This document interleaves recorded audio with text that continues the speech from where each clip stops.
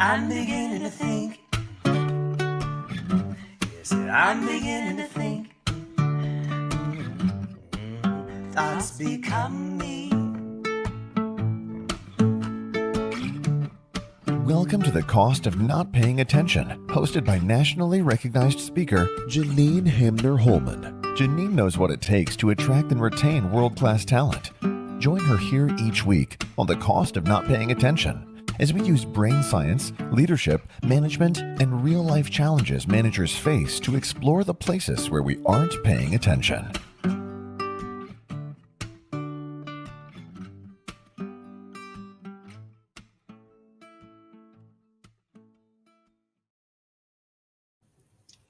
Welcome to The Cost of Not Paying Attention. I'm your host, Janine Hamner-Holman. What am I paying attention to this week? So I just earlier today got off of a call with a client who has an opportunity to bring an employee back. So the employee left back in August and has gotten in touch because they are interested in coming back. And this employee left chasing payroll, chasing salary, chasing money. And he's not happy in the new organization where he is.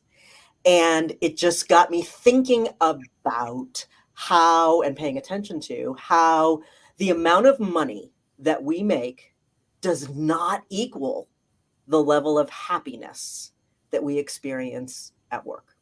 Which brings me right to our guest for today. Dr. Tracy Brower is a PhD psychologist studying work-life fulfillment and happiness. She is the author of The Secrets to Happiness at Work and Bring Work to Life. She's also the vice president of Workplace Insights for Steelcase and a contributor to Forbes and Fast Company. Her work has been translated into 18 different languages, and you can find her at Tracy Brower, with no E in Tracy, tracybrower.com, LinkedIn, or any of the usual social channels, and all of those you can connect with through the show notes for our show. Welcome to the show, Tracy. Awesome. Thank you. Thank you for having me. You're so welcome. So, as I often start with guests, what is something that you have been paying attention to that other people may not be paying attention to? And what's the cost to us of that inattention? Oh, such a good question. I have been paying so much attention to the value of work.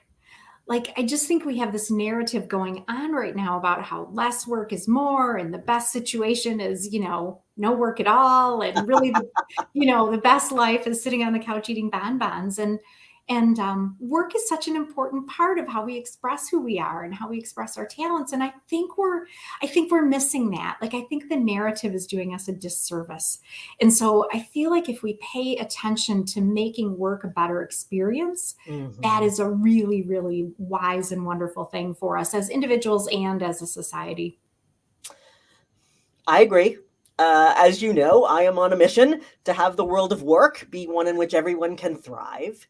And so I want to dive in with you to this idea that's been coming up a lot, especially, as we maneuver through COVID and people were, many of them, able to work from home. Of course, many people were not able to work from home, but many were able to work from home. And now organizations trying to figure out, how much do we have people working from home and not? And with the whole diversity, equity, inclusion, and belonging movement, this idea has come up around bringing your whole self to work. And so, Chaz, if you would put up the quote from Entrepreneur. There we go. So I thought this was a great place to start. And this author is talking about, so what does it mean to bring your whole self to work? And what they call out is it means being free to present ideas, questions, insights without fear. It's interesting, though, that over time, thanks, Chaz, this has become less about this sort of connection to psychological safety, which is ultimately what that is about, and more about people not having to code switch, people being fully able to fully express all parts of their personality at work. And as you know, I have a bit of a challenge with that concept, and so do you. So I want us to dig in a little bit to that. Yeah, you are the one asking this question, and I think it needs to be asked. I don't think a lot of other people are paying attention to this. So thank you for this You're dialogue. welcome. You know, I think this has everything to do with a balance between individual needs and the needs of the team or the group or the organization. Like in the olden days, we used to talk about rights and responsibilities. Yeah. And we used to talk about my rights end where yours begin, right? And I think there's this really important way that we need to be sensitive to others, right? Like, yes, we want to bring our whole selves. Yes, we want to not worry so much about guarding or protecting or play acting. We want to be able to be fully ourselves. And the balancing act there is being really, really respectful of others as well. You know, and the more we can kind of respect each other's differences of opinion, the more we can learn from each other, the more we can improve, the more we can really move forward together. And that doesn't mean me giving up who I am. It doesn't mean me compromising my fundamental identity, but it does mean having so much respect for people around me that I'm bringing the right amounts of myself so that we can still kind of each do that and be kind of fully ourselves within the parameters of the relationship. And it's hard to set that bound. It's hard to say what that boundary is. So Right. you can probably say it better than I can. Well, actually, Chaz, if you could put up the image from the New York Times. So this is what we want not people to not bring to work. We do not need to see you with your shirt off cheering the team that you most support. Thanks, Chaz. So I just thought this was such a great image of what we don't need at work. And my husband is a huge sports fanatic. And sports are a huge part of who he is. And sometimes when he's working with clients, he's in the financial services industry. And sometimes when he's working with clients, he might use a sports analogy. And I mean, even that is one of those things that can be seen as exclusionary. Because, of course, then all the people who don't care about sports or don't understand what it would mean to be talking about, the left tackle doing whatever a left tackle does. I have no idea. I have no idea what a left tackle does, but I know that there's such a thing as a left tackle, right? So we do want to be conscious and careful. Chaz, if you could pull up that quote from the New York Times, which I thought was really great. So here's an alternative to bringing your whole self at work.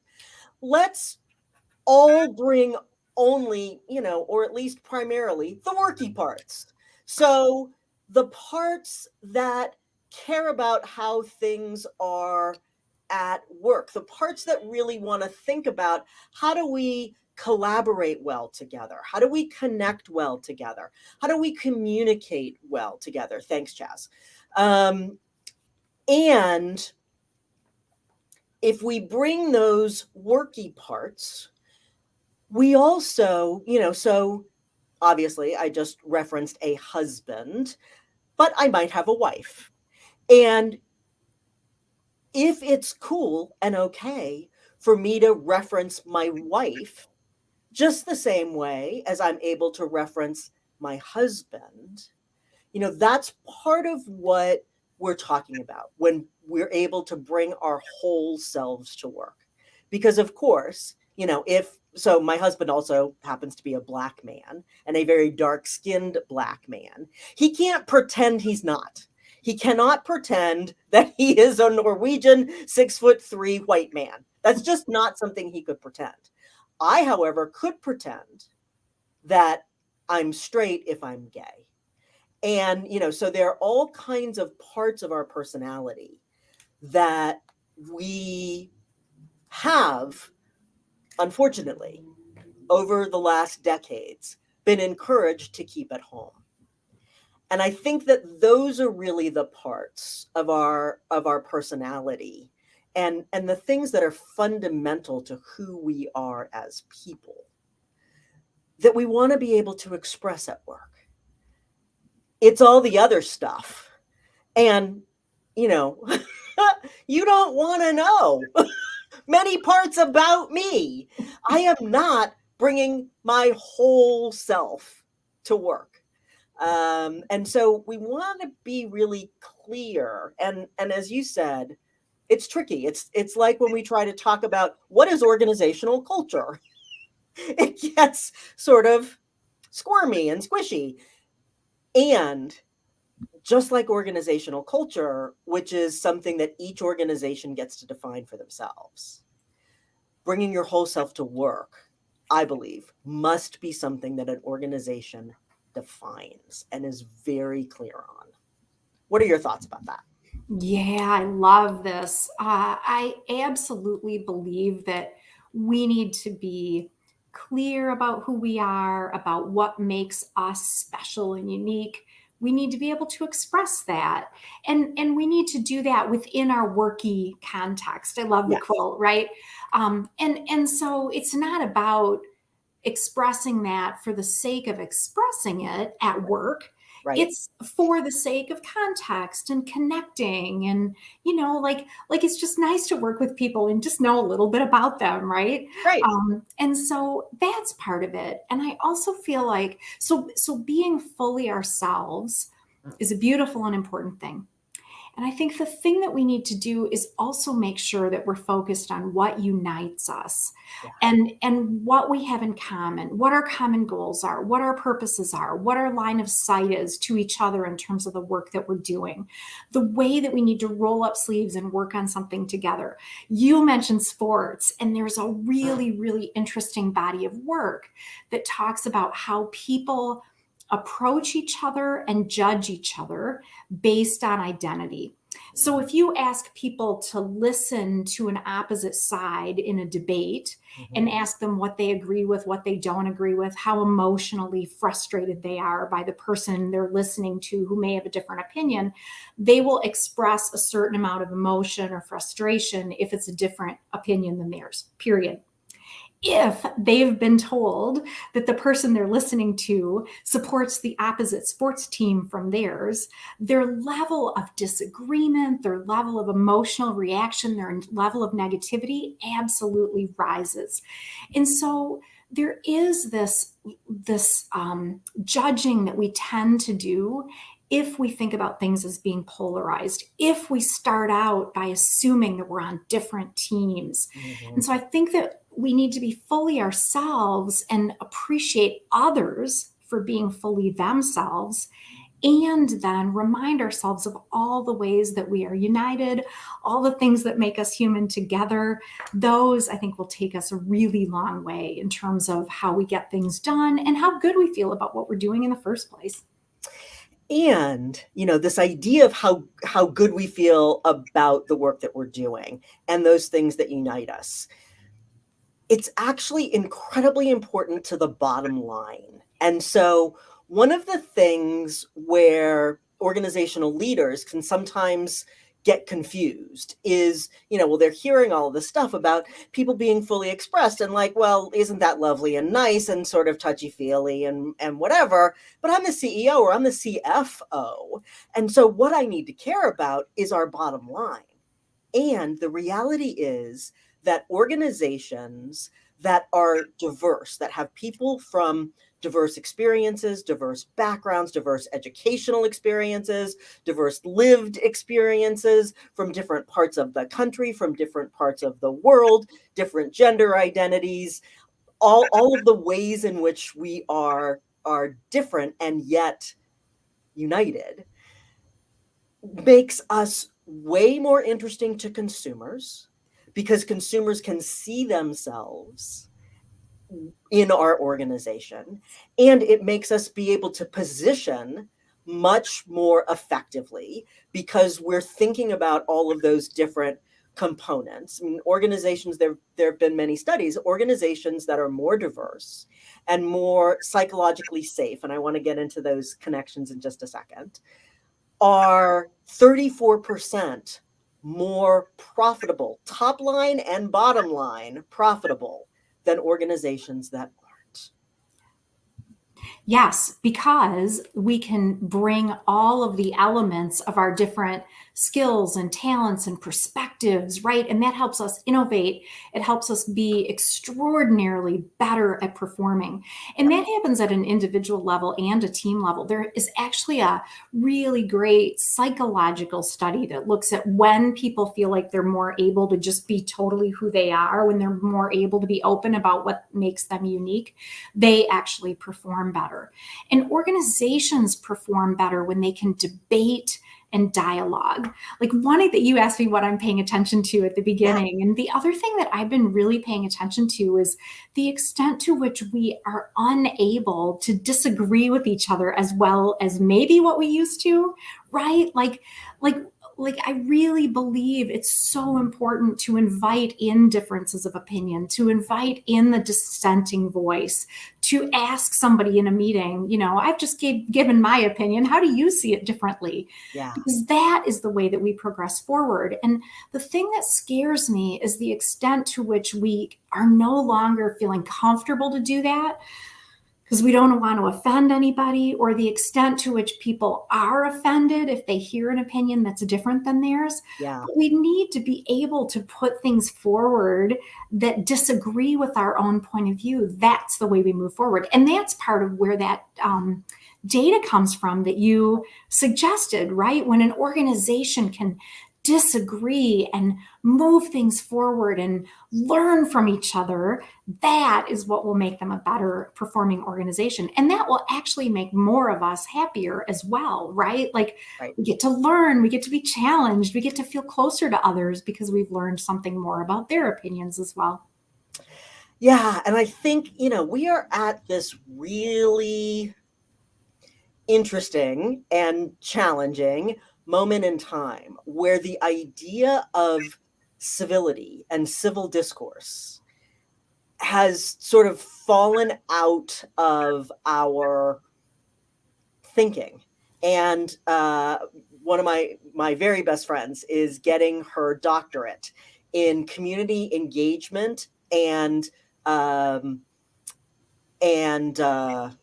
I just lost the word. How unconnected we all are, and polarized. That's the word. And polarization. And so this idea of being able to communicate and have differences of opinions, and when we have differences of opinions, sometimes we get hot about it. And so, letting people fully express, sometimes get hot about it. And then if feelings get hurt or if things happen through that process, then having ways for people to come back together again. I'm working with an organization right now where their leadership team has gotten fractured over some things that were said and done and tone and and so part of what we're working on is, humans are humans. And sometimes we say and do things that's not great. And so then we get to own that and we get to apologize for it. We've got such a frame in our society that never apologize, never say you're wrong. Love is never having to say you're sorry. as far as I say, bullshit to all of that. We as humans, I mean, God knows, in my marriage, I get to apologize all the time. Same. And so, right? And so we are integrated humans, so we get to do that at work too. And we haven't talked about Brene Brown, but my hunch is that you may be a Brene Brown fan. And one of her quotes, which I wish I could find again, but it is something like, that thing that you are most afraid to show other people is the thing that makes other people interested in you. And that thing is vulnerability. When we get vulnerable, when we are able to share of ourselves, when we are able to say, I don't know, or man, I messed that up, that's when other people lean in. And that's when they get interested in us. And that's then when true connection can be made. Yes, exactly. I've been thinking a lot about critics because, there's all the kerfuffle right now about how Elon Musk shut down a few prominent journalists because they're critical of him. Yes. And so I'm working on an article right now about the benefit of listening to your critics, of being open to your critics, right? Because you learn and you can continuously improve. Like you learn what's out there, and you may disagree with it, but it may help you learn about your own perspective and improve. Right. But it also helps your credibility, right? Like I am strong enough in my beliefs. I can share data. I can be open to other opinions. I can shift when I get new information. But also, to your point, it builds trust. Right. Because when we're able to be vulnerable and open to other people, that is very, very trust building. And I did an article just last weekend about social media. And one of the problems with social media is that the algorithms work too well. And then we get echo chambers, right? But the problem with an echo chamber is that I start to believe that most of the opinions out there are similar to mine. Right. And everybody thinks what I do. Yeah, exactly. And surely they're more right than wrong, right? Right. If everybody thinks this, we must all be right. Exactly. We're all brilliant, right? Right. And the social media also shuts down the opportunity for nuance and really understanding. Right. And so to your point, I think particularly at work, it's a great context for us to understand nuance, for us to ask questions, for us to express our vulnerabilities, for us to be open to the thing that somebody said that was really not said very well and really kind of made us mad, but we're going to keep the relationship moving forward. There's a wonderful example of a gentleman who runs a museum in West Michigan, and it's a museum of African American and Black pop culture. And so it's got all the negative and really, really offensive examples of how Blacks, African Americans were exemplified in culture. And he talks about how important it is to learn from those examples. And he talks about when they invite people through the museum, they ask people to react and respond and dialogue. And a lot of times people do not express themselves well. They're really imperfect about expressing themselves. But he said, if you ask for input, if you ask for opinion, you have to be open to people expressing themselves badly and still being open to listening and learning. And heaven knows that's like the scary thing for all of us, right? Like we want to do the right thing by each other. We want to express appropriately, and we'll never be able to do that perfectly. So I think part of civility, part of trust, part of leaning in, like you're talking about, is, oh my gosh, asking for feedback and being open to learning and saying, "God, I sure don't have this figured out, but I would love your help on it." Right. And so I want to make the connection in sort of our last segment of this to what's being called psychological safety at work. And so Amy Edmondson is the author of The Fearless Organization. So you're seeing me as I really am, which is in mirror vision. So it's backwards. I love Dr. Amy Edmondson, and she is at the Harvard Business School. And part of what I love is that before she became a household name, so these are the cards that I send out to thank people for things and whatever.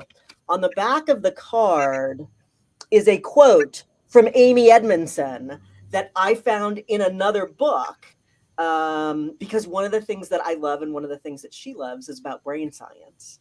And she says, we have a place in our brain that's always worried about what people think of us, especially higher ups. As far as our brain is concerned, if our social system rejects us, we could die. Given that our sense of danger is so natural and automatic, organizations have to do some pretty special things to overcome that natural trigger. And so that is part of what got her into thinking about how do we create an organizational culture in which people feel safe, in which people can bring their quote unquote whole selves to work, their authentic selves to work. Oh, Chaz says it's not backwards. You can see it perfectly. Great. So I want to make the connection between this idea of psychological safety and this idea of bringing your whole self to work. What do you think? Yes.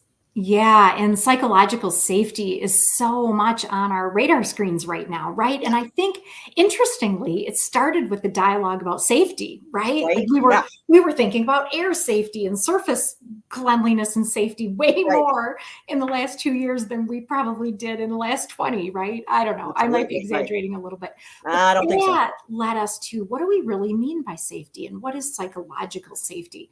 So I really think it's important that people feel like they're safe. People are going to back them up. They can take a risk. They can make a mistake. They can do the dumb thing and have somebody pull them aside and say, I got to give you some feedback about that, right? My very first boss was just brilliant and amazing. And he used to talk about feedback as a gift. Like when somebody gives you feedback, they've actually had to take a risk in order to do that. But when they pull you aside, that is absolutely a gift to you. It says they care enough. They see what your goal was overall. They care enough to pull you aside and they care enough to give you some ideas and some reflection and some alternatives. And the thing that I always like to compare is the relationship of psychological safety and comfort and discomfort. Like if you could think about it, any good sociologist can, think of a 2x2, right? So you could think of psychological safety on a vertical axis and comfort and discomfort on a horizontal axis. Discomfort can be a really good thing, right? It's the thing that's prodding us and asking us to think differently and pushing on us that, oh my gosh, we've got a lot to learn. And when we have a high level of psychological safety, we feel like somebody's going to back us up. We feel like we can bring our, weird sense of humor. We feel like we can be fully ourselves. And we have a high level of discomfort. That's when the greatest growth and innovation happen. But ironically, the more psychological safety you have, the more open, free, liberated you feel to take risks, right? So the comfort that you get from psychological safety helps you to be open to the discomfort of, oh my gosh, trying something new, raising your hand for the new initiative, expressing an opinion that might be unpopular, but can help move the organization or the team forward. So I really like the relationship of psychological safety, comfort, discomfort. I love that too. And, one of the things that I think we sometimes have been collapsing is this idea of, safe spaces and psychological safety. And there are organizations that I believe have gone a little too far on the spectrum so that people have the opportunity to say, well, this conversation is making me feel unsafe, and so I'm opting out. What they mean is this conversation is making me uncomfortable, right?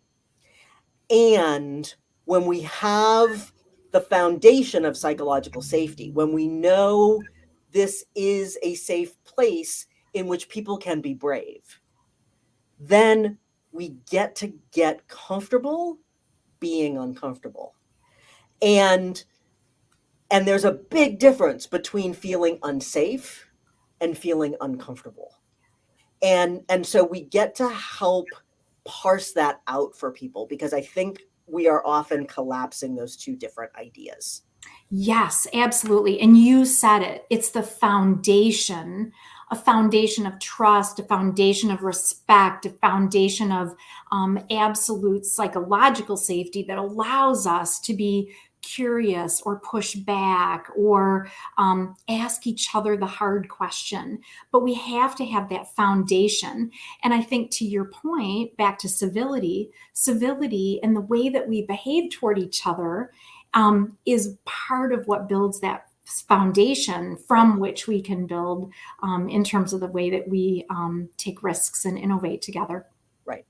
So essentially, we're not creating a safe space in which I can express my, homophobic ideas or my misogynistic ideas or my racist ideas. Right. We are creating, because my rights end where your rights begin. Mm-hmm. And we are being respectful and civil with each other. What we are doing is we are creating a space where I can be curious and I can ask important questions. It might be that I come from a place that is all of those things.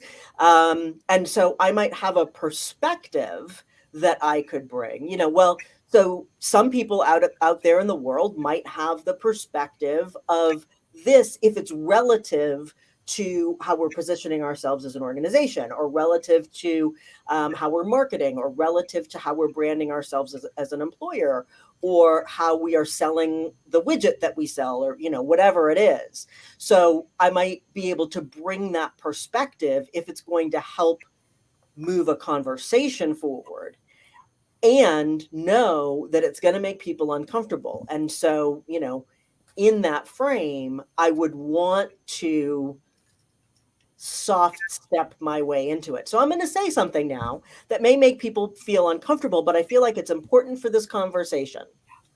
And then what we're doing is we're having our worky self, our worky parts of ourself, our worky parts of our brain be able to express something that, may not be politically correct, but that I agree with. And I don't, but, were I to be that person, then we would be having a conversation about how to move the organization forward. And people know, like, okay, so this may get a little charged here. And so when you create that frame, when you create that context, I think that is helpful. If you're going to do or say something that may stir the pot a little bit. Yes, so well said. Creating that frame and that context, which for me is about sensing and being sensitive. Like, Right. You're sensing the environment, right? Like, I know You're reading the this might be- room. right, you're reading the room. I know this might be difficult, and let me just, put this out there. And you're being sensitive to others. I think the word that we haven't used yet, which is so relevant, is empathy, right? Like, we're really meeting people where they are and thinking about how might they be thinking or feeling, and being really respectful of, gosh, they might have a really different perspective because they had different experiences. They come from a different place. The other thing I think is worth saying is that there's some wonderful research on happiness and the extent to which your happiness is significantly greater when you're thinking about others and thinking about the community.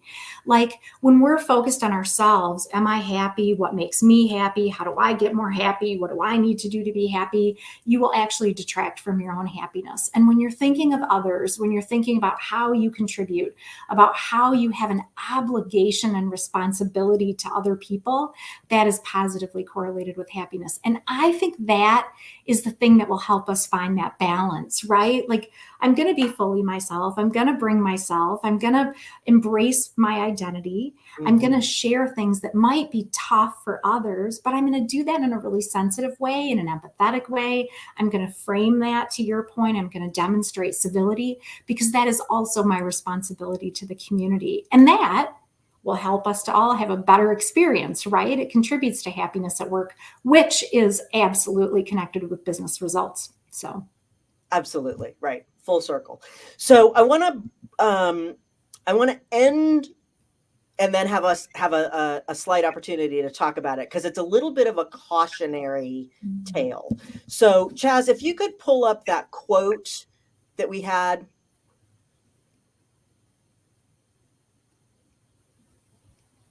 I think the one that is from the woman whose last name you really liked. That's the one.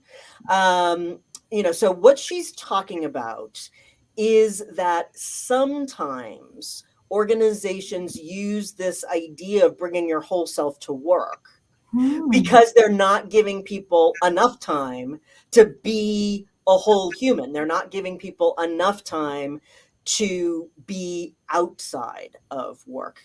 Thanks, Chaz.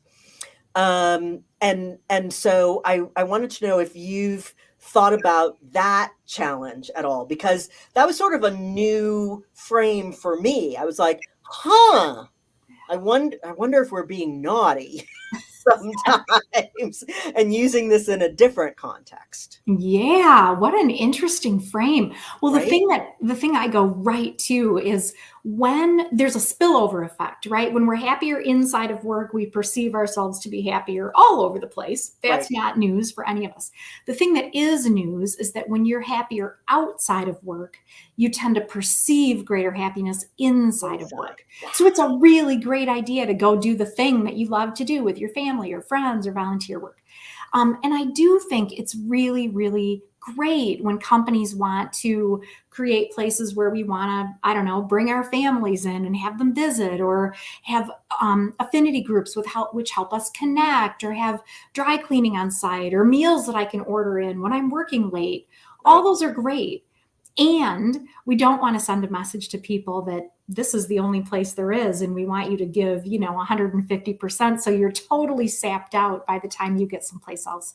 So I think it is a really, really good point that when we give people the opportunity to be fully themselves outside of work, that is actually the condition for people to be more fully themselves inside of work, to bring their whole selves, because they've got energy and they feel fulfilled and they feel more full. Their tank is more full, so that they can bring that when they're in their worky mode. Oh, I love it. So thank you so much, Tracy, for being here with us today, for sharing of your insights, for sharing from your body of work. And Tracy, if you go to her website, if you go to Amazon and you put in Tracy Brower, there are many opportunities to learn more about what Tracy is up to. I really appreciate you being with us. Thank you so much. Thank you. I really appreciate it. This has been The Cost of Not Paying Attention. Remember, great leaders make great teams. Until next time.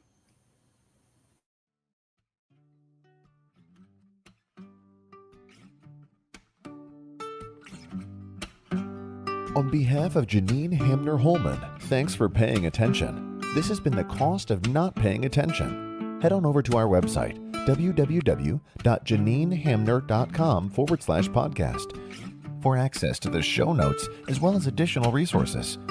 Remember, great leaders make great teams.